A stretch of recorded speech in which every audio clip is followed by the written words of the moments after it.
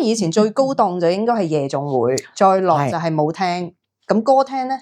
歌廳未有嗰陣時，嗰陣時未有，未曾開始有歌廳，就係夜總會同舞廳。哦，咁舞廳都有分嘛，有分大廳、中廳、細廳㗎嘛。咁個規模就除咗個面積大細，仲有咩唔同咧？唔係分面積大細，係計名氣。即係譬如你話東方舞廳、杜姆士舞廳呢啲叫大廳，係落嚟嗰啲咩金匯咩跟新加坡舞廳咩星洲舞廳嗰啲係叫中廳。係即係中廳咧個價錢就平啲，大廳咧就個價錢貴啲，係佢哋每個鐘嘅貴。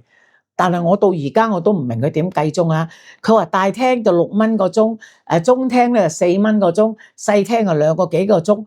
咁但係一插飛咧就好多個鐘啊嘛，插6蚊你有鬼用咩？咁你買佢食飯買100個鐘咪好多錢咯？係咯，好貴噶啦嗰陣時。係啊，要買50個鐘、100個鐘，啲小姐先至跟你出去食飯啊嘛。咁但係佢用乜嘢嚟到衡量嗰個大中細嘅級數咧？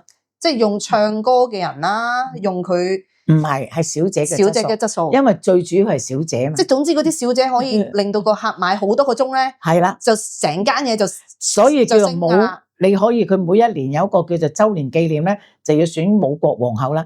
邊個可以 call 到啲客買到最多鐘？可以過萬買、過千買，咁咧佢又賺錢係賺呢啲啊嘛。